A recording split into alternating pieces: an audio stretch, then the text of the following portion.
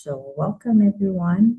If you already don't know me, my name is Grace Mwanza, and I am one of the facilitators for the Community of Women in Water, which is one of the 8 networks that are part of the Stronger Together Coalition, which is a network, a very important network of united, like-minded networks and organizations that are looking to empower women professionals working on challenges related to water resources and sanitation, hygiene systems to be change makers and leaders globally, regionally, and locally. So I'm pleased to inform you that the Stronger Together Coalition is supported by the Hilton Foundation, and this session in particular is funded and supported by the Hilton Foundation. This is part of our broader series on meaningful participation. As we get started, I will go straight into introducing our first speaker. Our first speaker is Maren Poivos, who's an advisor at GIZ on international water governance, sustainable wash, and gender for the German Federal Ministry of Economic Cooperation and Development, EMZ. She's also a member of the Sustainable Sanitation Alliance Secretariat. She is the initial convener and the current facilitator of the Stronger Together Coalition. Maren is also part of the coalition's advocacy group around the UN 2026 Water Conference. The group is working to ensure diverse workforce for long-term sustainability of the sector is part of, to make sure that this is part of the conference outcomes. She is giving a home to 3 giant rescue bunnies, and she's a mom living in Germany with her family, and also, she travels quite a bit. So when she's not attending conferences and traveling, she's a mom. Just a reminder that if you already have questions or think, as the conversation evolves, please put your questions in the chat. And when we start with the Q&A, we will definitely pick your questions. So, Maren. Hi, good morning, everyone. Thanks, Grace. Thanks for the introduction. Thanks for inviting me today. I'm happy to have you all here in the virtual room. And I would like to set the scene on what's the background of the conference and where do we stand. So if I could have the first slide, please.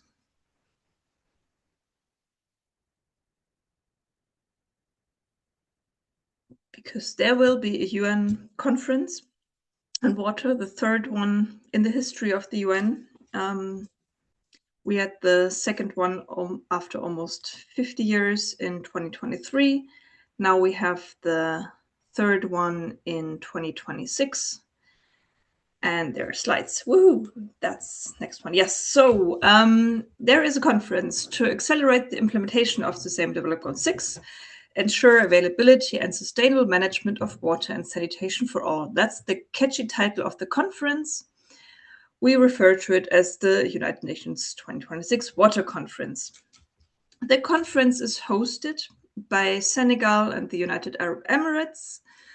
And the modalities of what the conference will do and how is clarified in the modalities resolution from summer 2024.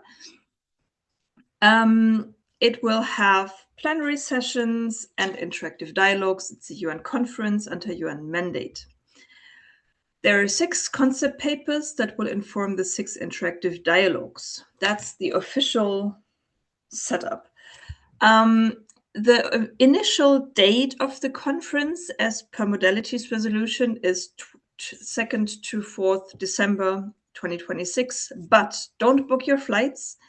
The dates are not completely clear given the current development in the region. Currently, it looks like the conference will be 1 week later, from the 8th to the 10th of December in the UAE, but all of this is a bit up in the air due to what's happening. Important to know, it's a UN conference. That means you need, no, go back, please. Accreditation. Either you're part of one of the UN major groups, or you have special accreditation, or you are on the member state delegation list. The deadline for special accreditation is over. There was a process last year and this year to get special accreditation. So if you don't have a seat yet to attend the conference, you have to reach out to someone who has special accreditation and still some slots open on their list. Normally at those conferences, there are side events and special events. We don't know yet how that would look like because the venue is not clear, and that will determine how much space, and also if there are different zones, like blue zones, green zones, like in the COPs where you have different levels of accreditation. That's still not clear. We're happy to keep you informed in the next webinars as soon as we know more. Next slide, please. The main process now are the 6 interactive dialogues. They are led by member states. Each one has 2 co-chairs. They have been selected earlier this year. So the first interactive dialogue is Water for People. It's basically WASH, human rights to water and sanitation. And Ghana and Switzerland are the 2 co-chairs. The second dialogue is Water for Prosperity. It's valuing water, Nexus, IWRM, and that's China and Spain. Dialogue C, Water for Planet, Biodiversity, Climate, Environment, Disaster Risk Reduction, just co-chaired by Egypt and Japan. Then we have Water for Cooperation, Transboundary, and International Water Cooperation, that's Zambia and Finland. The 5th one is Water Multilateral Processes, where the co-chairs Germany and Mexico will look into the global water architecture, what international construct is the best to cater to water as one of the top priorities of our survival. And the last one is Investment for Water, about finance, technology, innovation, and capacity, which is co-chaired by South Africa and France. Next slide, please. Where are we now? The co-chairs have been selected and they are preparing their work plans. So they are currently working on what they want to do, how, with whom, and many of them will be in Dushanbe, end of May at the Dushanbe Water Conference in Tajikistan, but there are meetings in between as well. And they're in close contact with the co-host UAE and Senegal. At the same time, the UN system and the UN water members are drafting 6 concept papers that are kind of the technical input to the interactive dialogues. The different co-chairs have different regional and global conferences and events chosen to kind of engage with people around their dialogues. For example, Dushanbe, the High-Level Political Forum in New York, the All Systems Connect in Kigali, Stockholm Water Week, Cairo Water Week. There are many, many events depending on the interactive dialogue you're interested in. And maybe important also in this group that we still don't really know if and how there will be stakeholder participation in the process. We had a stakeholder day, go back please, in Dakar, but we don't know yet if there will be other events to engage stakeholders in a formal way, and that is a bit up in the air. So that's where we are. So don't book your flights yet. The dates might still change a bit depending on everything, but that's the main outlook. And I think the last important thing is also in terms of expectation management, it's not a negotiated outcome. So there will be a summary from UAE and Senegal on the conference, but there will be no negotiation. So that's where we are at the moment. With that, I'm handing back to Grace. Thank you. Thank you, Maren. Thank you for that insightful session. So maybe to kick off with some questions, you mentioned to say that accreditation period is done. And if someone would like to actually participate and they miss the accreditation period, then they should reach out to the accredited organizations. Would you know, or where can someone find information on accredited organizations at the moment? Is it possible? I mean, if you look into the major groups, the ECOSOC major groups, they are all accredited by default. For example, that's Women Engaged for a Common Future or Women for Water Partnership and many, many others. Yeah, the ECOSOC groups for special accreditation, I'm not sure if that's a public list. You might look at the UNDESA conference website, but I don't know if that's an official viewable document. Otherwise, you have to ask around. I mean, that would be helpful for a lot of newbies that would probably want to talk.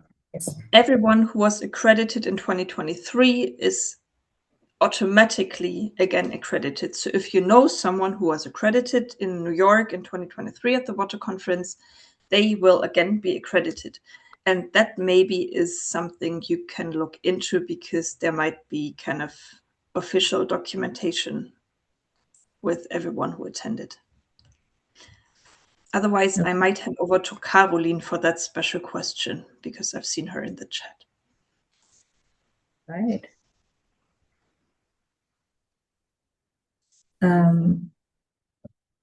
So with regards, I think it should be very clear to everyone to say that if you are not accredited, you will not be able to go to the door and try and participate or enter the session. That will not happen. I think that should be very, very clear for everyone, right?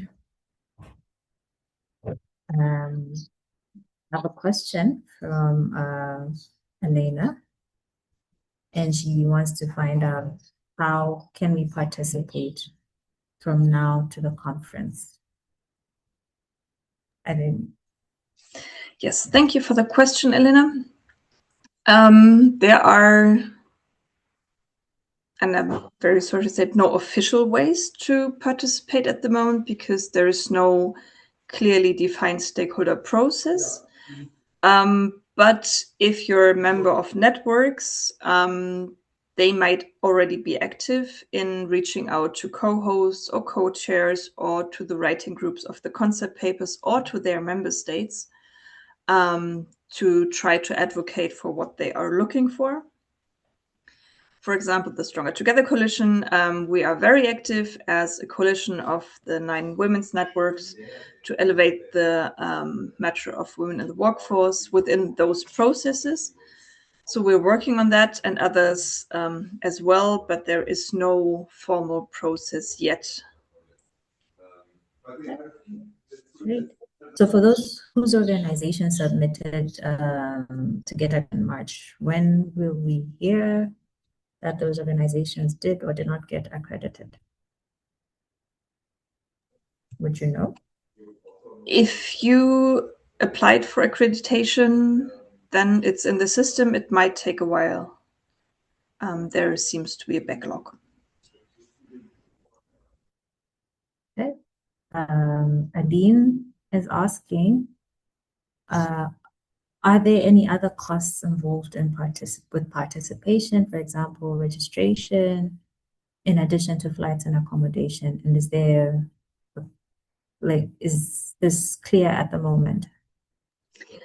As this is a UN conference, there is no fee. So you don't have like this attendance fee, it's for free, but there are no meals involved. So normally with a UN conference, you can go there for free if you're accredited, but there will be no catering involved. And no other costs. So you have to book for your own flights and visa and hotel and food, but the conference itself is free. I have Elisa Kile from Tanzania asking, I think the issue to do with who will pay the cost. There's a question, who will pay the cost to attend the conference?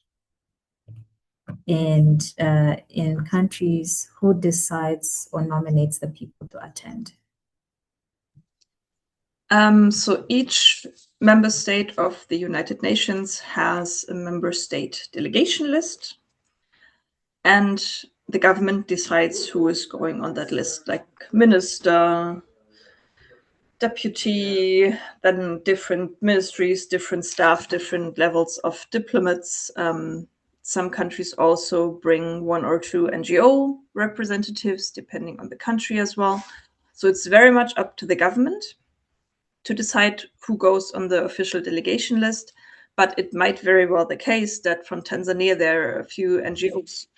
For example, the ANU, African Water Network, from Serene Malik. I mean, they're accredited from Tanzania. Are they in Tanzania? Are they in Kenya? There are NGOs who are most probably accredited, and they are completely free to decide whom they bring. So that's normally, for someone who does not work in the government, the way to get on one of the lists is through NGOs or companies. Companies can also be accredited and also have a list they can fill. But that's really depending on the stakeholders in your country. Have they looked for accreditation? Is their list full? And for cost, news from Kenya. Thank you, Aline. The cost is very much up to everyone. If your company pays for it, if your NGO pays for it, if you paid for yourself, or if you're government employed, then it's up to your government. But that's a bit of the bottleneck, is that you have to have accreditation and to cover your costs. So in Dakar, there were opportunities to watch the sessions virtually. Is this likely to be the case for December? And if so, do we need the accreditation, or will it be more like YouTube live stream? How did it work for the Dakar meeting? I think in Dakar it was on YouTube, but also it sometimes is on UN TV, and that's for free and easy accessible because, again, it's a UN conference. It's a bit of transparency, but again, there are limits. But normally, if it's live streamed, it's accessible through the channels. But we don't know yet. So I think in Dakar there were some technical hiccups, but they tried. I assume, my personal hope, that they will live stream it also from the United Arab Emirates, but I don't know. There's another question. I think this is from Elena. She's asking, how can other networks join the existing network? Who's the contact person? And how can they reach out? For the Stronger Together 4, depending on the topic, if you're having a women's network, then the Stronger Together Coalition is the right entry point. We are a coalition of women's networks, and I'm one of the focal points. So you can get in touch with me. I will send my email into the chat. For other topics, there are other networks. For sanitation, for example, it's the Sustainable Sanitation Alliance. For rural water supply, it's Aline here also in the chat, Rural Water Supply Network. And I'm seeing that you have another question. Working papers, short documents in the context of the water year, for example, blah, blah, blah. Yeah, so the Stronger Together Coalition has inputted to whatever processes were opened with joint inputs. If you're joining the coalition, then you would be part of that. We have been very busy to input to formal and informal processes until now. All right. Thank you Yeah. very much, Mar. Important from Catherine. We as the Stronger Together Coalition are not an accredited coalition. We don't have a special accreditation because we all go through different channels, because to get the special accreditation, you have a legal status and so on and so on. And we're a hosted coalition by the Sustainable Sanitation Alliance without a legal entity. Great. Great. Thank you, Mar. Thank you very much. I think, yes, this is very helpful. So now we will jump straight into our next speaker. And our next speaker is Catherine Parr, who's the founder and executive director of the Community of Women in Water, a global network of more than 1,800 professionals advancing solutions across water, resources, and WASH. And she has experience spanning water policy, financing, governance, and gender inclusion, and brings a cross-sector perspective grounded in both science and implementation. Hi, Catherine. Hi, Grace. Thanks. It's great to be here today. So I'm just going to go ahead and start sharing some slides. Now we're Yes. good. Okay, great. So I am really happy to be here today, and I have gotten the questionable honor of getting to talk to you about conference logistics. And I say that because actually I could talk about this for hours. Luckily for you, I have 12 minutes. And I say that just because there is quite a lot to think about. So apologies for going quickly. We've had a lot of really good questions, particularly around this conference for December around the 2026 UN Water Conference. But I am actually going to be giving a presentation to make it evergreen. So this will be about kind of any conference that you go to, but I'll try to talk through some of the points that people have asked. So you could be going for, if you're going to a regular conference, you could be going self-funded by yourself, particularly if you're volunteering for something, maybe you're a graduate student, an undergraduate student, but you also could be going for an organization. So if you are working formally for an organization, they may have quite a lot of documents and a travel team and things to help you with what I'm going to go through. But I think it's really good for all of us to be aware of what there is. So I've tried to make this sort of ultimate checklist for you, and I've divided it into two sections. So there's sort of logistical readiness and documentation, and then there's sort of financial budgeting and cost. So on the one hand, it's things like you need to make sure that your passport is valid for 6 months beyond your return date. You need to check the country that you're going to and see, but that's sort of the standard. They want your passport to be valid for 6 months after you leave. It's not true for every country, so do check those details. And then you want to think about all the visas you need, both to your destination, and in some cases you need them for transit, particularly if you have to have a long layover in a country or you need to leave an airport for where you are. You'll need a visa to be able to leave the airport in a lot of cases. Something that a lot of people don't think about is health insurance and coverage. So I also want to thank a lot of the members of the Community of Women in Water, particularly our volunteer team, because they helped me remember and come up with these slides. So thank you very much to them and their insights and experiences for travel. But we talked a lot about, you want travel insurance in case something goes wrong. You need to make sure that you have medical insurance or that you're already covered. There are a lot of ways you could already be covered, but check that out, and also check out any vaccines and making sure that if you're on medication, you have enough medication for your trip and for any delays that might happen on your way home. There's a lot of documentation logistics, always fun.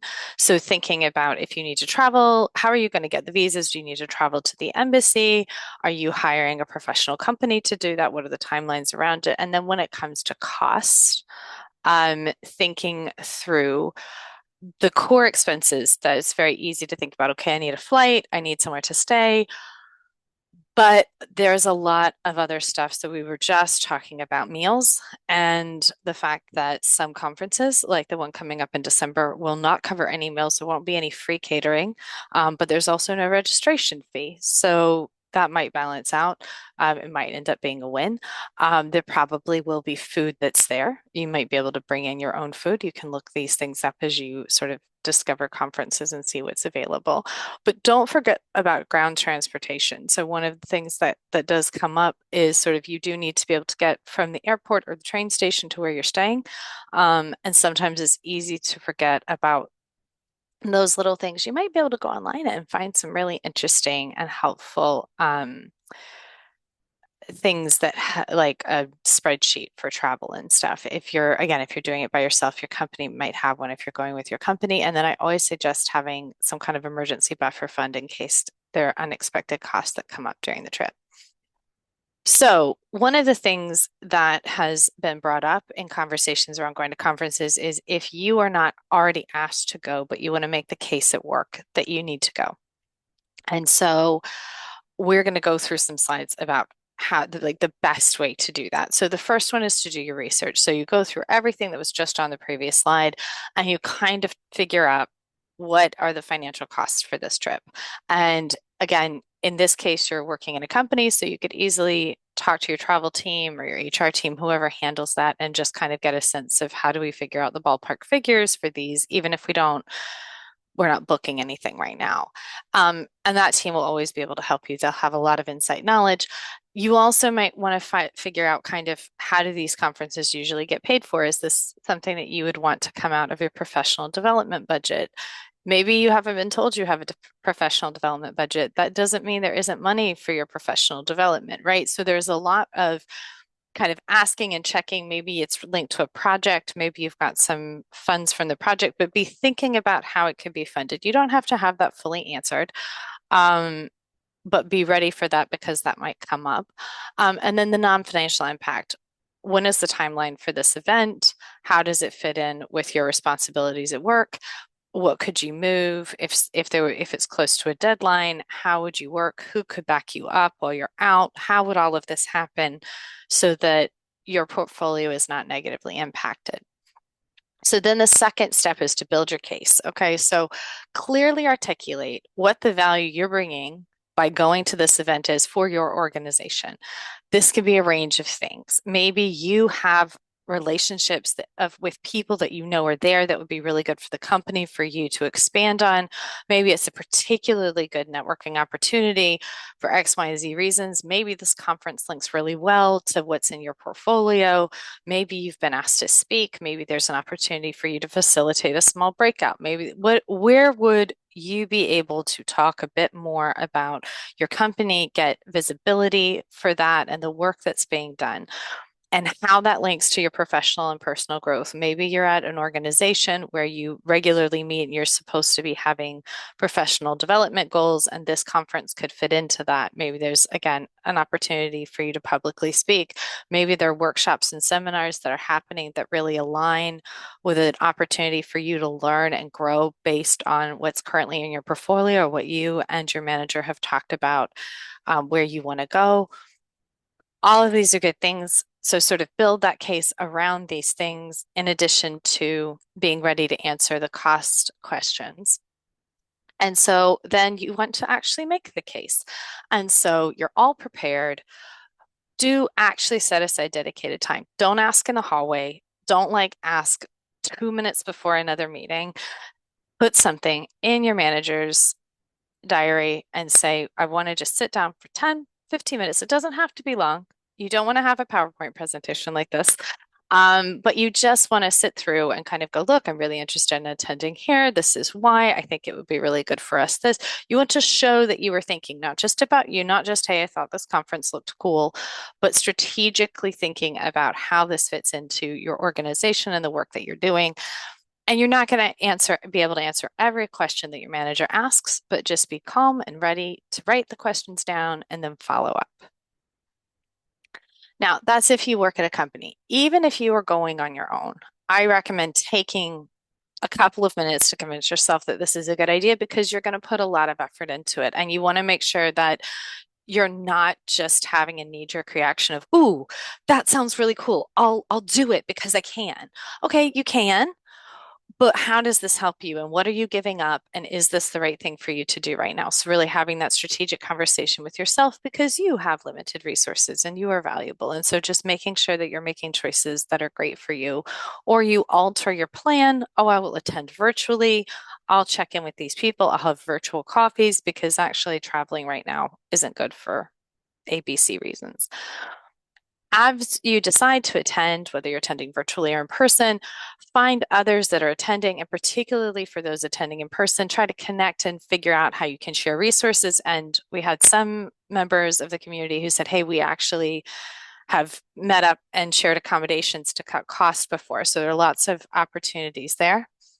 And then I will just do want to have a slide here about safety first.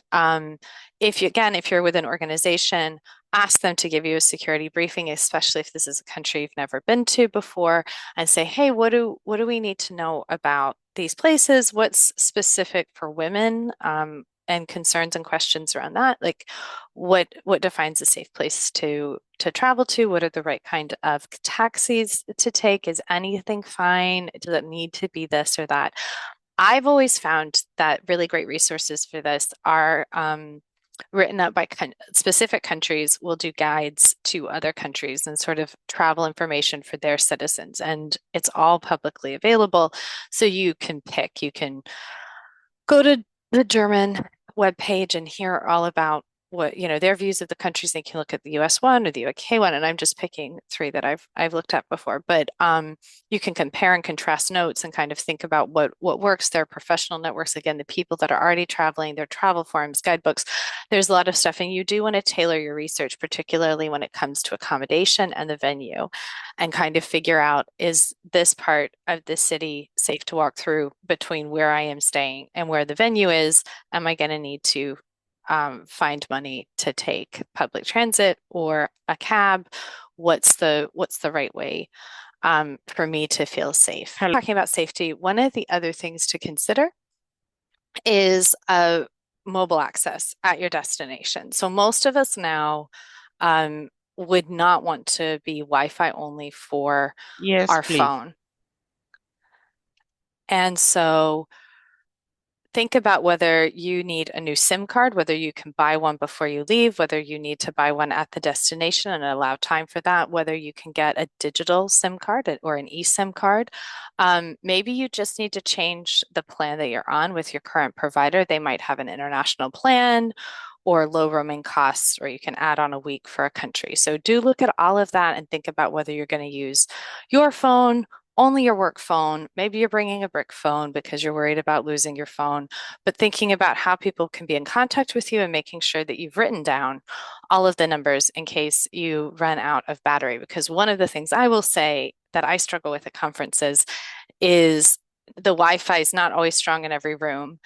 And my battery goes down quite a bit during the day. So you don't want to end up with a non-working phone at the end of the day, especially if it's late at night. So think through those things. We were talking about accommodation earlier, and the conference websites often have a couple of hotels. Don't limit yourself to that, particularly if you're trying to find something that's a good budget. Really look around, again, look at areas that you're comfortable with. There are alternatives to hotels. Maybe you can find someone to share a room or an apartment with that you can rent out for a week, and there are 4 of you there, and then you can cook and save money that way. And there are lots of options. And just think about what your needs are, and come up with that essential needs checklist. Do you need there to be Wi-Fi? Do you need there to be breakfast on site and factored in? How are you going to do the local transport, and is it safe to walk around? And just make sure that this is a positive experience and that you're feeling safe going to and from the conference, because otherwise you will have a really different feeling of the event. Visas, very big topic. I will just very lightly touch on this to say, make sure you know which type of visa you need. Check to see if you need any transit visas, because I've run into that. And then just check the processes and the timelines. Even if it's somewhere you've traveled before, we do find that people's time or embassies' timelines change, the processes change, and you may be caught out because it's always been this way, and this year it's changed. They need 4 weeks turnaround time, or it's a particularly busy period. So just be sure to book your visa appointments as early as possible. Just a closing slide. So just quick reminders: calculate the cost and the value, and your plan for the event. Build and make your case either to yourself or your organization. Safety is key for everything. Make sure you know what you need, whether that's from vaccinations to extra medication for yourself, medical and travel insurance, plans for your phone to get mobile data, accommodation, and visas. And with that, I will stop the slides. Thank you, Catherine. So, everyone, please, you are free to raise your hand if you have questions. You could also throw your questions in the chat, so you can get some quick feedback from Catherine. I know that yes. No, I was just gonna say, I see that Aline's already highlighted the value of the eSIM cards and how useful they are. And just to say that you need to have the Wi-Fi to install them. So yes, that's good. Have it all working before you land. Because for some reason in airports and in some train stations, it can be very hard to get the Wi-Fi.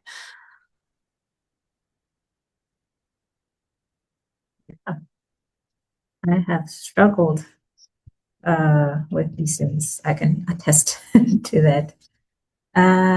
So you spoke about visas. Could you share, are we able to share a link with the women or where they can find information for the visa and requirements, especially that we know where the event is going to be this year in December? So visa requirements are different for every country.